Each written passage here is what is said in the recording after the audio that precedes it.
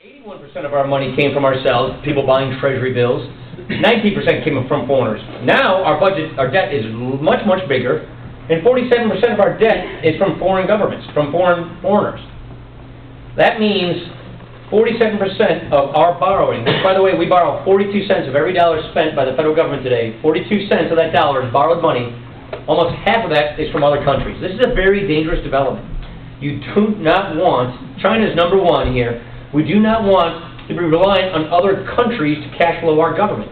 If we rely on them to give us the money to run our government, we lose our sovereignty, we lose our independence. We are relying on countries that do not necessarily have our best interest in mind, and this is a very dangerous trend, and it's a dangerous symptom of our current debt problem. Now, as I mentioned, debt is not always a bad thing. We've always had debt. People get mortgages and car loans, they get debt, governments have debt. Our debt back in World War II, went pretty high. It went as high as our entire economy. For every dollar we produced in America, in our economy, we borrowed a little bit more than that to finance World War II. It was mostly people doing it to themselves. We bought war bonds. And then our debt went down to manageable levels. It went up a little bit during the Cold War, but it always stayed at a manageable level relative to our income. This is what the Congressional Budget Office is telling us our debt is going to become. These are the current government's projection of our debt. It is getting out of our control. You literally will crash the economy if this future, which is the one in front of us, happens. Jan and I live in Janesville. We've got 3 kids who are 6, 7, and 9 years old. By the time my 3 kids are my age, for every dollar everybody makes in America, the government's going to be borrowing too. I mean, we literally can't keep going down this path. The Congressional Budget Office has a computer model that says that by the year 2037, the entire economy crashes because of the burden of debt that we have. So this is a future that's the one in front of us, and it's the future that we've got to deal with and prevent from happening. Now, I would argue that time is of the essence, and the cost of waiting is tremendous. This is a calculation that the government's auditing, the Congress's auditing arm called the General Accountability Office calculates, called the fiscal gap. What they do is they try to calculate what are the total dollar amount of all the unfunded promises government is making to people. Meaning the promises government's making to people that it doesn't have the money to finance. 2 years ago, that number was $62.9 trillion. That's more than we're worth all together as households.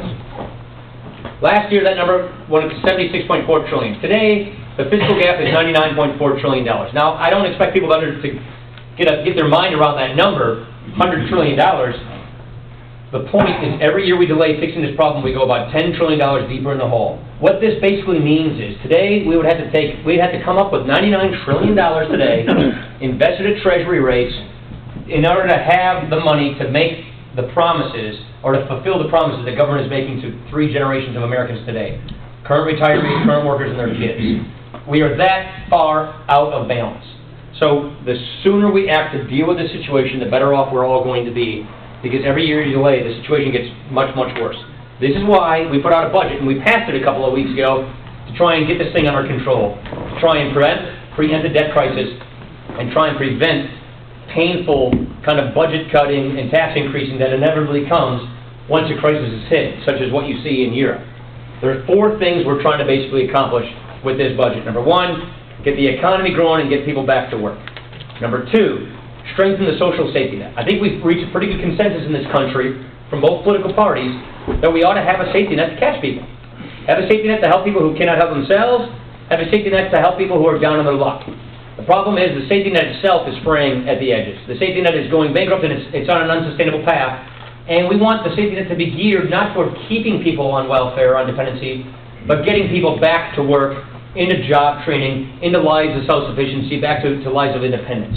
So we want to retool the safety net so it works to meet the kind of economy we have in the 21st century. Number 3, fulfill the mission of health and retirement security. I just walked you through how those very programs are the main reason why we had this debt crisis, why we're going bankrupt, but we all agree with the need to have health and retirement security. So we've got to figure out a better way to fix these programs so we can fulfill the mission of these programs without bankrupting the country. And number 4, it's a fairly simple point, but in Washington these days it seems like a novel idea, pay off our debt. Give the next generation a debt-free country, and put in place a plan to do that. And that's exactly what we propose to do. So what we're basically saying with our budget is, compared to the President's budget, we're saying get government spending back down to where it historically has been. get government spending to where we've typically been, and that would cut about $6.2 trillion of spending out of the president's budget. Number two, look at where the Congressional Budget Office is telling us our spending is headed. Right now, our spending, as a historical figure, has been about 20% of GDP, meaning for every dollar made in America, about 20 cents of that dollar was taken to finance the federal government. This is where they say we're headed. By the time my kids are my age, the government's going to be twice as big, meaning it will take 40 cents out of every dollar just to pay for this federal government at that time when my kids are my age. That has put us on really an unprecedented path, which would slow our economy down and give us this debt problem. So our budget basically says, get spending back down to where it has historically been. Number two, look at where our deficits. We've had deficits in the past. We had a modest surplus, for a few years, but we've had deficits and surpluses. Look at where they say our deficits are heading. We're going off the cliff. We cannot keep doing this. We cannot keep spending all this money we don't have, borrowing from other countries, and putting ourselves into a debt ditch. So our plan basically says, get the budget on a path to balance, run surpluses so you can pay off the debt, so that the next generation literally does inherit a debt-free country, so they too can have a good shot at prosperity like we've all had in our generation. As I mentioned, we've had debt before. This is what the Congressional Budget Office says our debt's going to become. This is what it is under our plan. It's basically a plan to pay off our debt. It's basically a plan, just like your mortgage payment, to lock in payments on interest and principal to get our debt. It's going to take time, but to get our debt manageable so it doesn't hurt our economy. Economists tell us that once your debt gets about 60% of your economy, it's getting dangerous.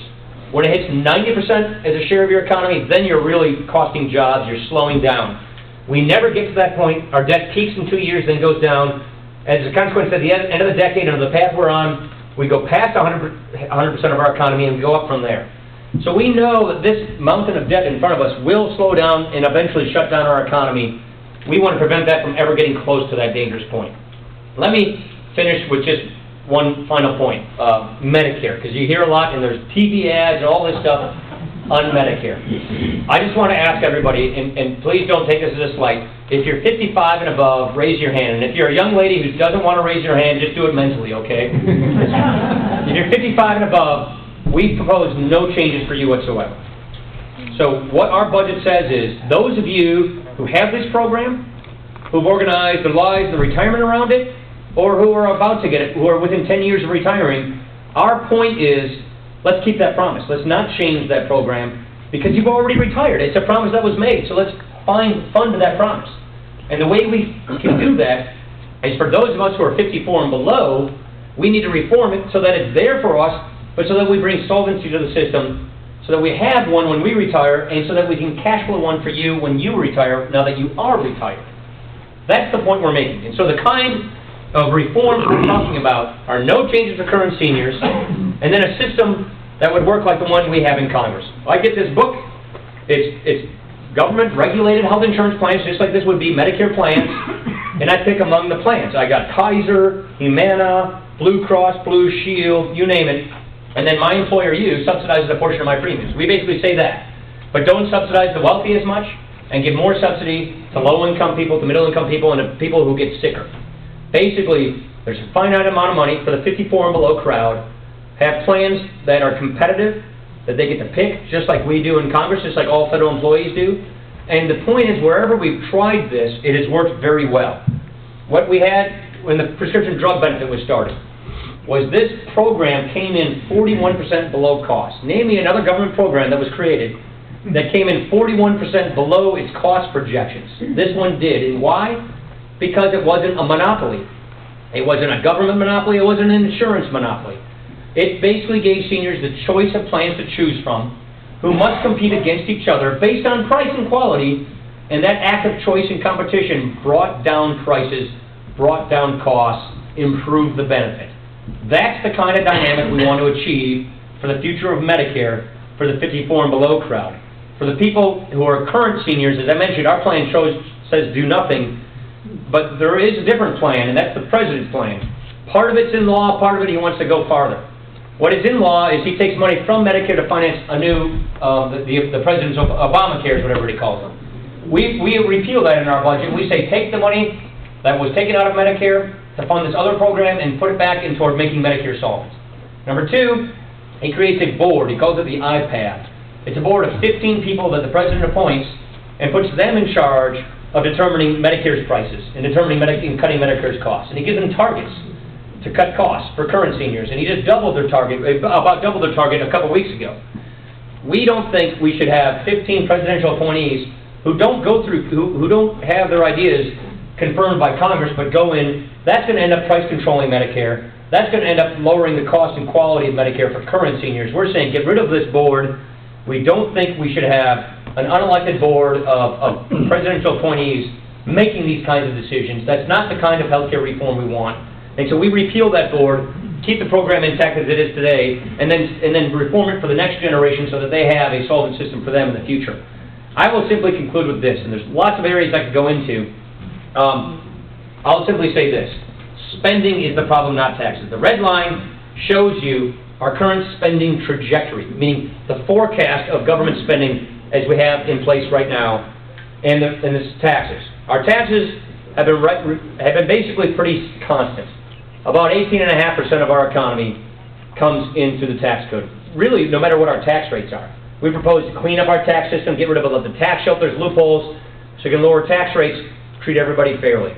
You know, you got some corporations making billions of dollars paying no taxes, some corporations making a little bit of money paying a lot of taxes. That's completely unfair. Let's clean up that junk. It shouldn't be who you know in Washington and what tax loophole you get in the code. It should be a clear, fair system that's more internationally competitive, that helps us keep jobs here, helps us manufacture things here and make us globally competitive with our competitors, and focus on spending. So we're trying to do two things here. Get the tax system cleaned up so we can grow. We basically are agreeing with the President's Fiscal Commission on how to do this. And we're saying cut and control spending. Spending is the problem, not revenues. If you try to tax your way out of this problem, no matter how good these tax increases might sound to some, it won't fix the problem, and it will hurt the economy, and it ignores the real problem, which is spending. So let me just leave it at that and open it up. So, yeah. Thanks so much. I also live in Janesville, and I want to thank you. I do too. I know. So what are you doing here? We did Janesville last week.